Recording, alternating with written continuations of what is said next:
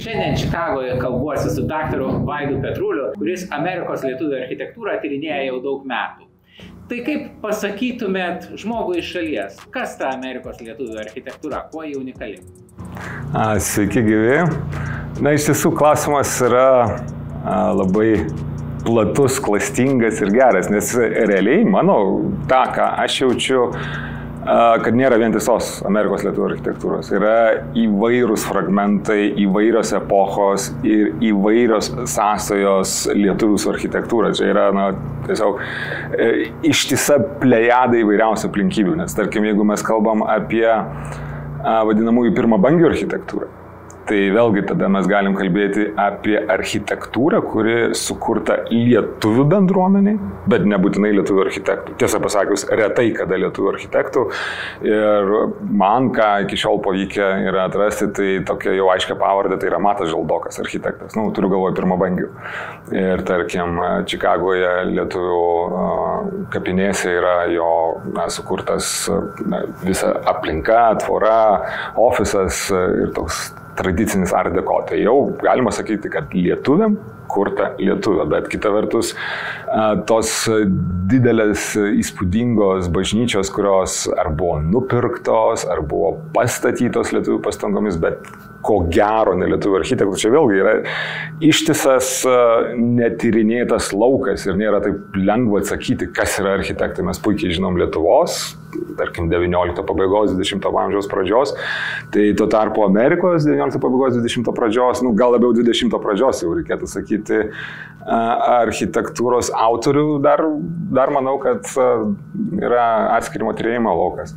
Tai va, tai yra pirmabangiai. Turėsime toks labai aiškus blokas. Kitas blokas yra jau po Antrojo pasaulinio karo. Kai atvažiuoja žmonės ir vėlgi tas po Antrojo pasaulinio karo, sąlyginai, sakykime, iki jau naujosios nepriklausomybės, irgi galima iškristalizuoti labai daug įvairių momentų ir įvairių krypčių. Tai va, kas populiariausia, kas žinomiausia, kas patraukia dėmesį, tai lietuvių architektų statyti pastatai lietuvių bendruomeniai.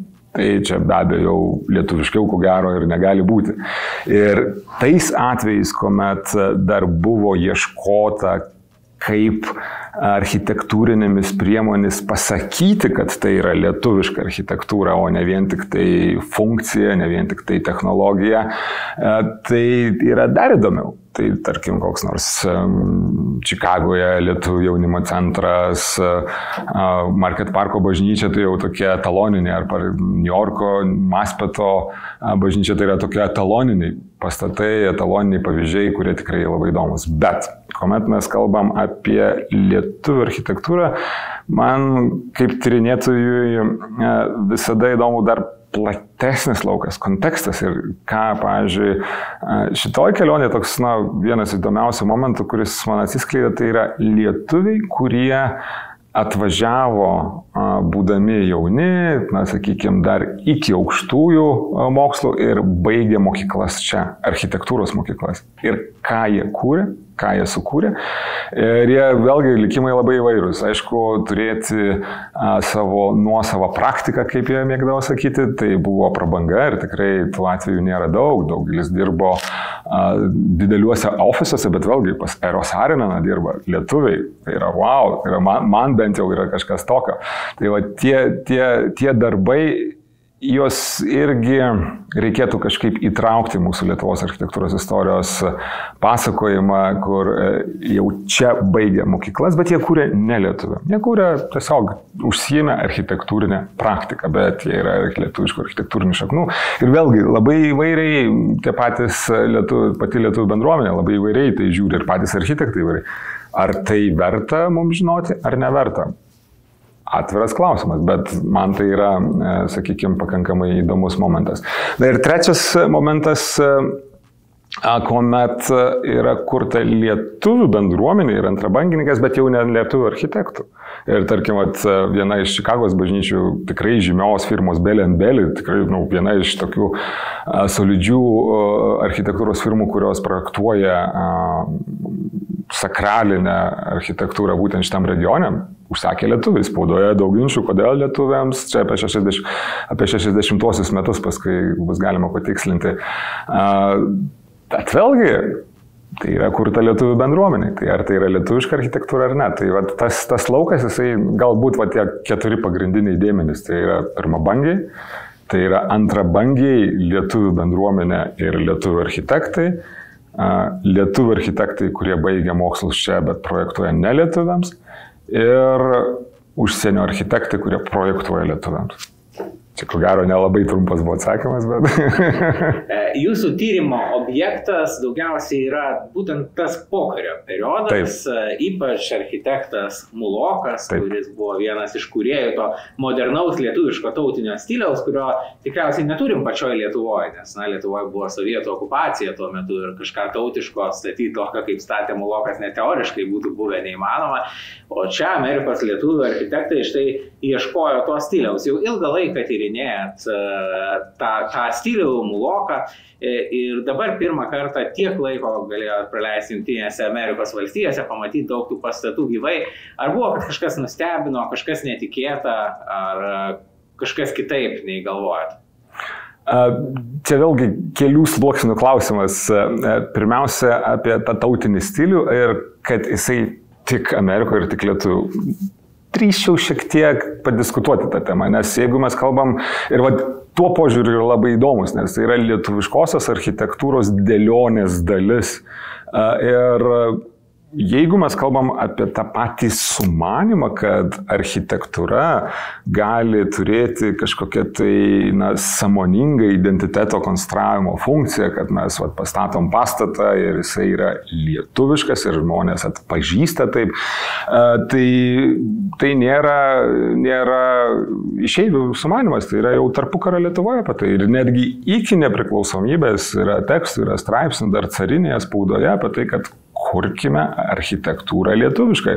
Kauno centrinis paštas nuostabus pavyzdys. Taip, iš esmės galima sakyti turbūt, kad ši išeivijos architektūra pokario tai buvo tarsi toks logiškas tęsinys tos tarpukario Kauno architektūros. Tai va, tai čia tas momentas ir logiškas tęsinys ir kita vertus vėlgi labai įdomu. Čia galbūt jau tokios specifinės detalės, bet mes ir specifiniai laidoje, ko gero esam, kad tarkim išeiviai netgi ir tas pats Mulokas ir Jurgis Gimbutas ir keletą kitų pavardžių, aš dabar pavardėm neatsiminsiu, bet yra tokia vyrauja nuotaika, kad jie gana skeptiškai žiūrėjo į Lietuvos tarpukario architektūrą ir tautinį stilių ir pripažino Karmėlavos bažnyčią kaip gerą pavyzdį Dubenecko projektuotą. Na ir ko gero vos ne vienintelis pavyzdys, kur laikė, kad tai yra tautinio stiliaus. O ką mes ten džiaugiamės centriniu paštu, kitais tautinio stiliaus pavyzdžiais, jie tarsi tai paraštėse čia lieka. Tai jie tarsi bandė konstruoti tokį pasakojimą, kad jie čia kuria tą architektūrą, tą naują, visiškai iki šiol nematytą stilių.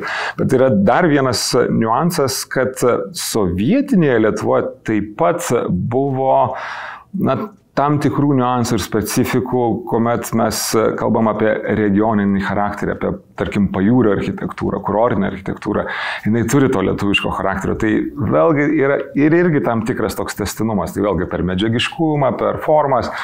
Tai aš tą lietuvių, kuris dabar jau grįžčiau prie klausimo, tą išeivių architektūrą aš matau tokio platesnio paveikslo 20-ojo amžiaus, kuomet architektūra lietuviams turi ne tik formą, ne tik, sakykime, ne tai, kad formą, bet tik tuo metu vyraujančios medžiagos, technologijos ir funkcija, bet ir tokia politinė prasme. Tai vat kas čia yra įdomu, kad lietuviai, kuomet kūrė tą tautinį stilių, jie turėjo, aš bent jau taip manau, tokius du tikslus ir du sumanymus. Vienas sumanymas, tai be abejo yra pasauliui perteikti žinutę apie tai, kad Lietuva egzistuoja. Kitaip tai yra politinis dalykas. Ir argumentacija to paties Muloko irgi, jisai rašo, taip, ne visi, ko gero, moka lietuvių kalbą ir gali žavėtis lietuvių drama, teatru, muzika, muzika čia gal ne, literatūra, muzika, bet pamatė architektūrą tokią, paklaus savęs, o kieno čia tai yra tie pastatai ir per tą sužinos apie Lietuvą. Tai čia vienas, tarkim, žinutė pasauliui, o kita yra žinutė bendruomeniai, kad tai yra šiek tiek, ko gero, kyla iš nostalgijos, iš to tokio noro sukurti aplinką, kuri šiek tiek primintų Lietuvą ir kuri būtų bendruomeniai, kur tai tie du tikslai, bet jie yra tokie, kaip sakyt, architektūrai, aš drįsčiau pasakyti, jie tokie yra kaip ir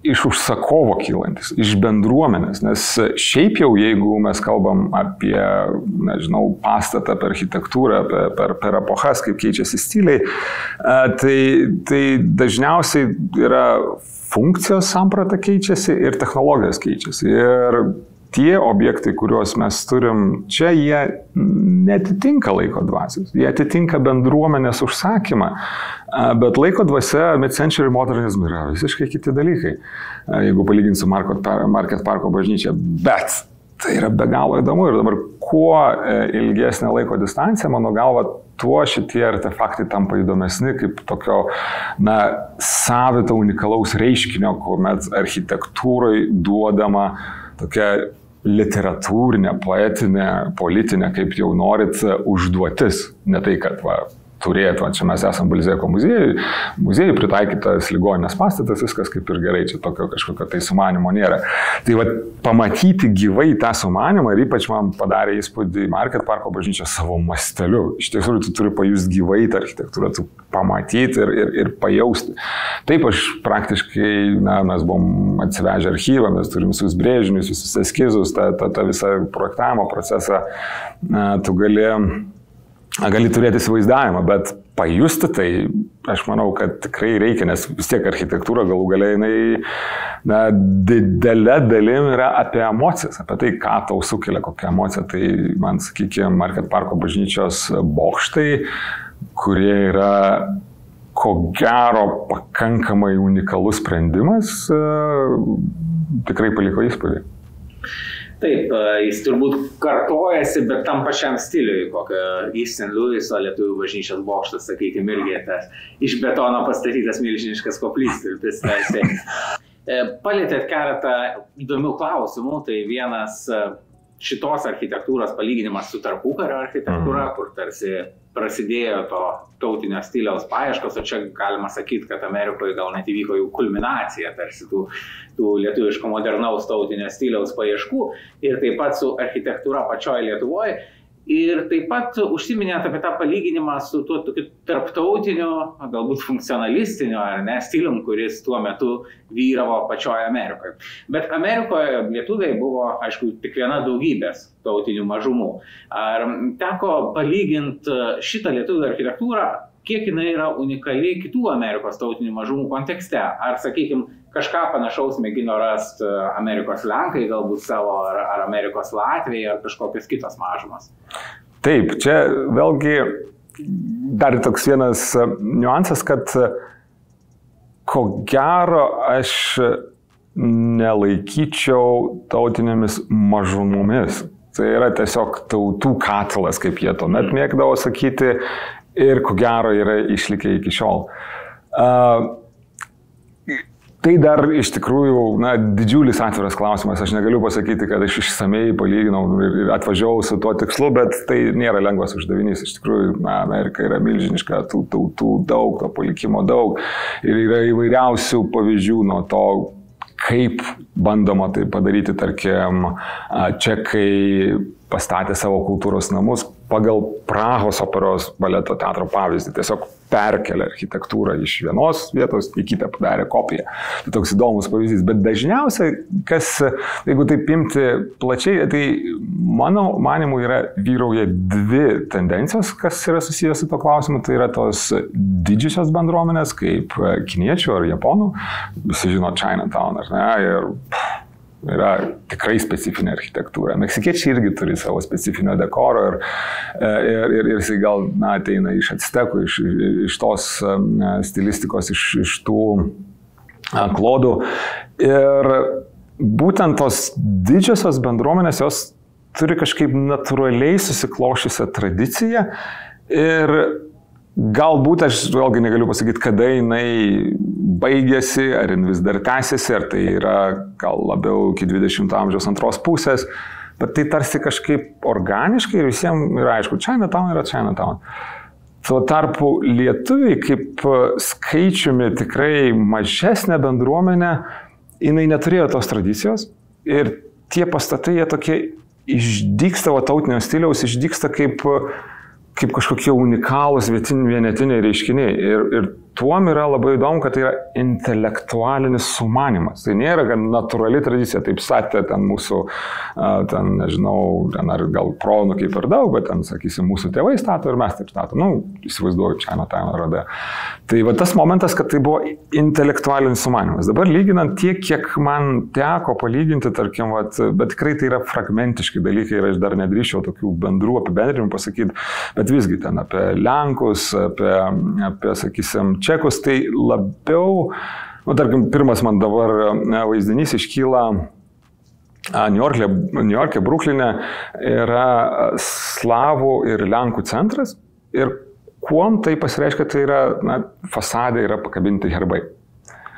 Tai pasireiškia per simboliką, per kažkokius, tai lietuviai taip pat kabina vyčius, taip toliau. Ir va tas simbolių panaudojimas, aš manau, jisai daugiau mažiau atitinka bendras tendencijas. Tuo tarpu tie keli unikalūs pavyzdžiai su tais bandymais medinės architektūros, ten koplytstulpius panaudoti mūrinėje architektūroje, mano galva yra visiškai unikalūs. Bet aš čia taip jau, sakysim, rankos nukirs duoti negalėčiau, bet toks pojūtis yra, kad tai yra labai specifinė architektūra ir kalbėjau su kolegomis, kurie tyrinėja, būtent vietiniais kolegomis, kurie tyrinėja mid-century ir tą amžiaus vidurio architektūrą.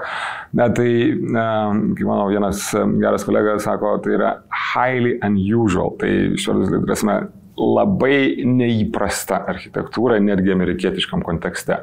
Tai aš sakyčiau, kad toks buvo įdomus, tas trumpas pakankamai periodas, kelių dešimtmečių, aš manau, jis labai įdomus. Ir pakankamai unikalus ir mums reikia apie tai kalbėti, tada galbūt vėlgi atsiras tų pačių Lenkų, Slovakų, Čekų, kurie sakys, o ne, mes irgi kažką panašaus turim. Bet man tokio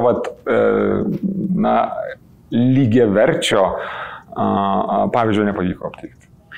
Iš tikrųjų nepavyko aptikti ir man, esame jau apvažiavę 49 iš 50 valstybių, bet kadangi čia yra įrašas, kurį žiūrės daug žiūrovų, tai jeigu jūs žinot kažkokių pavyzdžių iš kitų bendruomenių, galbūt tai kviečiu rašyti komentarus, pasidalinti, tikrai būtų įdomu tokių sužinoti. O šiaip, kaip ir sakėt, kalbant apie tą lietuvių pirmabangių architektūrą nuo to 19 amžiaus pabaigos, 20 pradžios, tai tada ir lietuviai, kaip minėjot, užsakovai, formuodami užsakymus, matyti užsieniečiams architektams, įtraukdavo turbūt kažkokių momentų lietuviškų, kaip pavyzdžiui, koks herbas, sakykime, Niagara Fallso bažnyčios frontone, arba Baltimorės lietuvių namų viršuje, ar kitokią simboliką, ir pavienių galbūt tokių dalykų yra ir iš kitų bendruomenių, arba, kaip paminėjot, tas variantas, kad tiesiog savo kažkokius tautinius stilius, sakykime, architektūros, ar tai būtų kokios neobizantinės cerkvės ar panašiai, tiesiog perkelia pilnai tą stilių čia. Bet kalbant apie lietuvių pokario architektūrą, turbūt unikalus dalykas, kad čia buvo visiškai tarsi naujas stiliaus ar jo kažkokio teisinio paieška, kuris nebuvo tiesiog perkeltas, sakykime, lietuvių liaudies architektūra, čia tiesiog. Taip, bandyta surasti kažkokį tai savą kalbą architektūrinę. Ir jau minėjau, bet man tai tas atrodo labai stipri žinutė, kad tai yra tiesiog intelektualinis sumanimas, sukurti kažką tokio, netęsti tradiciją, bet sukurti. Aišku, remiantis tradiciją, tai čia tikrai įdomu. Ir teko, tarkim, pristatyti tą lietuvišką architektūrą New Havene, Docomomo konferencijoje, tai yra Documentation of Conservation of Modern Movement, tai yra tų žmonių, kurie domisi 20 amžiaus architektūrą bendruomenę. Ir irgi niekas man tokių pavyzdžių nepateikė analogiškų. Aš tikrai negaliu pasakyti, kad jų nėra, lygiai aš mėgstu sakyti, kad Kauno Prisikėlimo bažnyčia yra vienintelė pasaulyje, visatoje, kur yra plokščias stogas, kuris sumanytas daryti, kuris sumanytas panaudoti religiniai ceremonijai. Taip plokščių bažnyčių yra su plokščiais stogais, bet kad būtų ceremonija ir viršų, ir apačioje, aš to nesu matęs. Bet gal kažkur yra, sunku pasakyti, pasaulis platus ir įvairus. Tai lygiai taip pat galbūt yra gražių pavyzdžių, bet iš tiesų, jeigu žiūrovai atrastų, papasakotų, komentaruose įrašytų, būtų labai įdomu paskaityti. Tyrinėjo daug dokumentų, turbūt kaip vyko, sakykime, tų laikų dipukų architektų pastatų statybos. Ir dažnai tai buvo, kad iš tikrųjų visas Amerikos lietuvių parapijas Jungtinėse Amerikos valstijose įkūrė dar pirmabangiai. Bet ne vieną jų paskui perėmė dipukai, kai kuriuose, kaip Market Parke, pastatė visiškai naujas bažnyčias. Kitose atliko didžiulį darbą tam, kad sulietuvintų dar labiau tas esamas bažnyčias, sutautintų. Tai pridėjo, sakykime, ir tų lietuviškų elementų čia ir Švento kryžiaus pirmabangių statytojai bažnyčioje, o vienas turbūt geriausių pavyzdžių Daytono bažnyčia, kur ten ir visi vitražai, koplytstulpių ir taip toliau.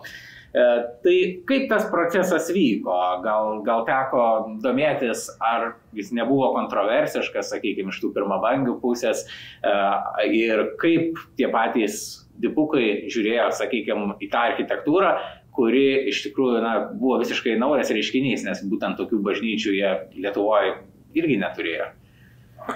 Taip, iš tiesų tai buvo plačias diskusijas paskatinęs reiškinys. Ir visi tarsi, visi tai aš turiu galvoj, tas vyraujantis pasakojimas spaudoje. Ten įvairūs laikraščiai, žurnalai, iš ko mes daugiausia galim rekonstruoti to meto nuotaikas. Tai visi tarsi sutarė, kad, taip, iš tiesų yra labai svarbu perduoti žinutę apie Lietuvą, kaip jau sakiau, tą politinę, taip yra labai svarbu sukurti kažką savo lietuviško, bet kai prasidėdavo diskusija apie tai, kaip tai padaryti, kokios yra architektūrinės priemonės, nebuvo vienos nuomonės. Viskas buvo tikrai labai plačiame diskusijų, sakysim, spektre ir pradedant nuo vieno spektro pusės, sakykim, labai tokio, aš sakyčiau, pakankamai romantiško požiūrio, kad taip lietuviška architektūra yra galima ir labai dažnai sakydavo, kad vėlgi, jeigu tu nori kažką sukurti unikalaus pasaulyje, tu turi semtis iš savų šaknų, nes mes tik per tai savo kūrybinį genijų galim sužadinti. Tai yra to meto kalba, to meto retorika. Ir aš tai priskiriu tokiai, sakykime, romantiniam pasakojimui apie tai ir apie galimybę sukurti tą architektūrinį stilių. Ir tarkim, Jono Muloko darbai jie reprezentuoja tą romantiškąją pusę. Kitam spektro gale buvo mąstymas apie tai, kad taip, mes esam lietuviai, bet mes esam taip pat ir pasaulio piliečiai, mes esam 20 amžiaus vidurio aplinkoje ir mes turime tęsti, vystyti tą architektūrinę kalbą, tą meninę kalbą, kuri šiuo metu vyrauja. Ir galbūt įpindami kažkokį tai specifinį lietuvišką aspektą ir vėlgi labai dažnai būdavo spaudoje minima ir iš tikrųjų ir architektūros vadovėliuose yra minima ir pripažįstama, kaip tarkim tradicija skandinavų architektūra, Alvaras Aalto, su savo medžio panaudojimu, su sakykime, bangos motyvu, kuris jo manimo atkartoja Suomiško ežero krantą. Tai ieškoti tokių, sakysim, išraiškos priemonių, kurios būtų kartu ir tarptautinės, bet ir turėtų kažkokį specifinį nacionalinį charakterį. Vėlgi, Kenzo Tange, japonų architektūra to meto irgi plačiai pripažinta pasaulyje žinoma. Tai vieni, tarkim, mąstė apie tai, kad reikėtų tos tarptautinės architektūros kalbos kažkiek, sakykime, įpinant į tai ir tautinį charakterį, o kiti buvo romantikai. Tai mano manimu vis dėlto, kuomet kalbam apie lietuvišką architektūrą, liko dominuoti tas romantiškasis sparnas. Ir vėlgi čia tų priežasčių gali būti įvairių. Aš manyčiau, kad pagrindinė priežastis, kad tos intensyviausios bažnyčių statybos ir pats tas debatas, diskusijos Jos vyko ko gero porą dešimtmečių, nemanau, kad ilgiau.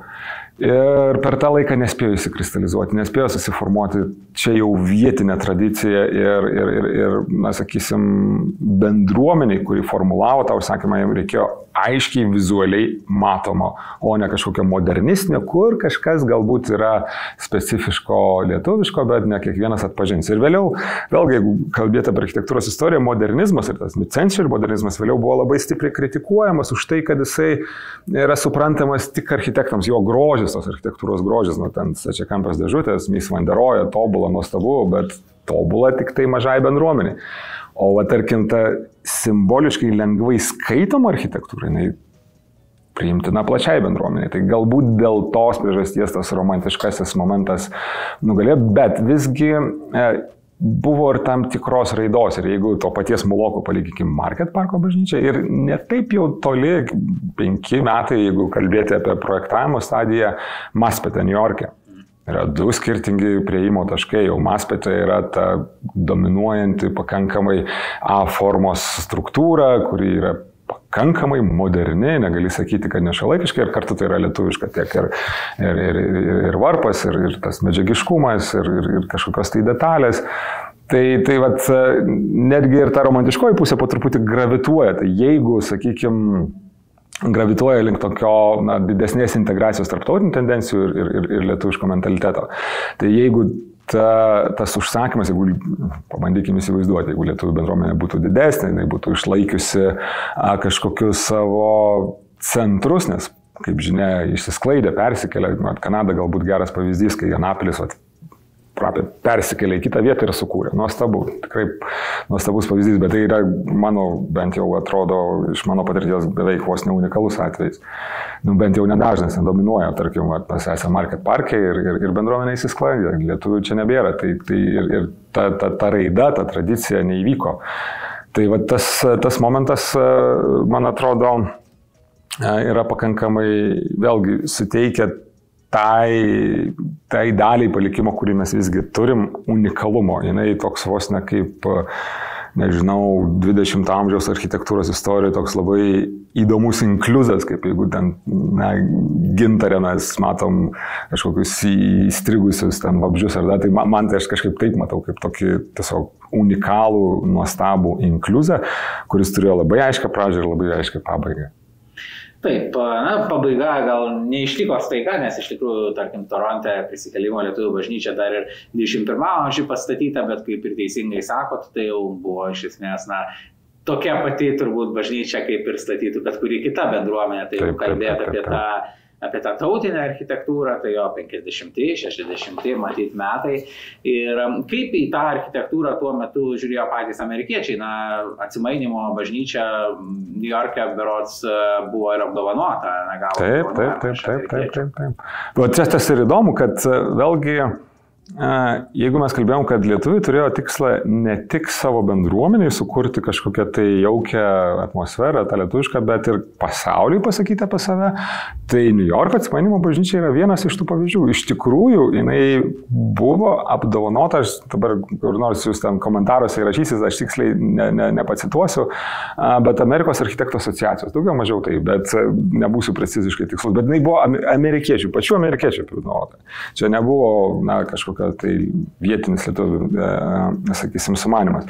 Dar vienas pavyzdys, kuris man buvo visiškai naujas ir kurio aš absoliučiai sužavėtas likau, tai yra Toronte architektas Vaclavas Lečas. Ir būtent Anapiliui jisai buvo parengęs visam kompleksui projektą. Ir bažnyčia, kuri dabar per Kulpos Kulpavičiaus yra suprojektuota, jinai buvo padaryta pagal Zapiškio architektūros, tokių motyvų įtraukta. Ir aš sakyčiau, ir jau buvo pakankamai vėlyvas laikas, tai va tas sprendimas, kad nepasirinktas Lečo projektas, tiksliai negaliu pasakyti, kodėl, čia vėlgi dar yra tyrinėjimų klausimas, bet sakykime, iš pokalbių su Lečo žmona, tai tokia lyg ir nuoskauda yra likus, kad jisai nepasibė. Tai aš manau, kad truputį gal rodo tą mentaliteto lūžį, kad eina man link tarptautinio stilius, kad tos tautiniai motyvai net ir įpinti į modernę architektūrą tampa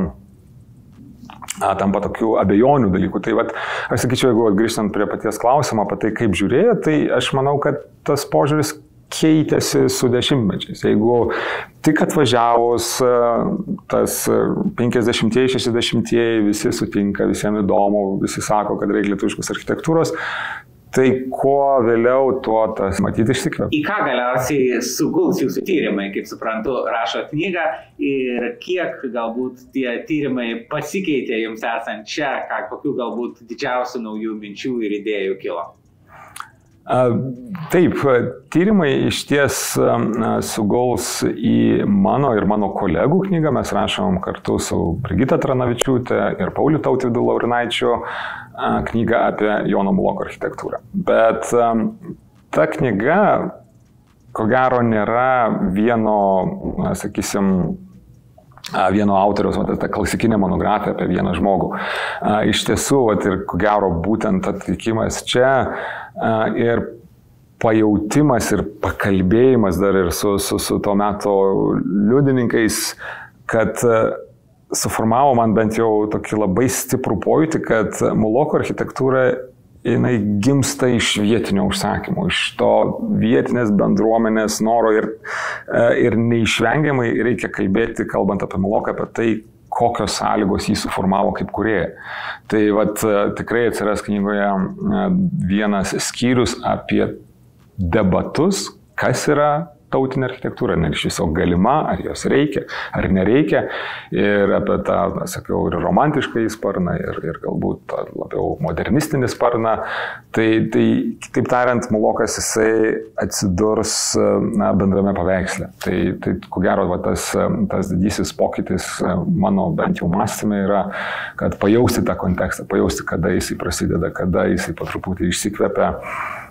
Bet kita vertus vis tiek išliks fokusas būtent apie Muloką, nes yra atvežtas į Lietuvą tiesiog nuostabus archyvas su tūkstančiais brėžinių, eskizų. Aišku, ten dalis to eskizų tikrai yra mažo formato ir negalbūt, o iš tiesų jie visi negali ir nėra tokios techninės galimybės visus sutalpinti vieną knygą, bet aš manau bus pakankamai ir vizualiai graži knyga, reprezentuojanti būtent tuos teorinius pamąstymus, tą sumanimą, kaip jisai, viena iš versijų, koks jisai galėjo būti tas tautinis stilius, tai yra Muloko ir ta versija yra verta žinojimo, manau. Tikrai taip, jeigu keliausit į Ameriką, tai kviečiu aplankyti ne tik tai tas garsiausias vietas iš kelionių vadovų po Ameriką, bet taip pat ir įspūdingiausias lietuviškas vietas čia ir visas jas galite rasti tikslasamerika.lt žemėlapį, tai tiek tas vietas, apie kurias kalbėjom čia, visus tos pastatus, kuriuos aptarėm, bet taip pat ir gerokai daugiau pastatų ir paminklų, apie 800, pradedant tais pastatais, kuriuos sukūrė ar užsakė dar pirmabangiai ir kur galbūt pradėjo gimti ta mintis, kad reikia kažkokių tautinių detalių ir ta mintis, kuri galiausiai atvykus architektams iš Lietuvos, dipukams architektams, pasiekė tą savo kulminaciją. Taip pat tinklapį gabalėlį Lietuvos LT galite paskaityti daugiau apie visus tuos architektus, pastatus, jų sukūrimo datas ir aplinkybės. O šitam YouTube kanale daugiau interviu, tokių kaip šitas, su žmonėm, kurie kūrė, prižiūri ir tyrinėja užsienio lietuvių paveldą, užsienio lietuvių pastatus, rajonus, paminklus. Labai dėkui už pokalbį. Ačiū, kad pasikvietei pakalbėti.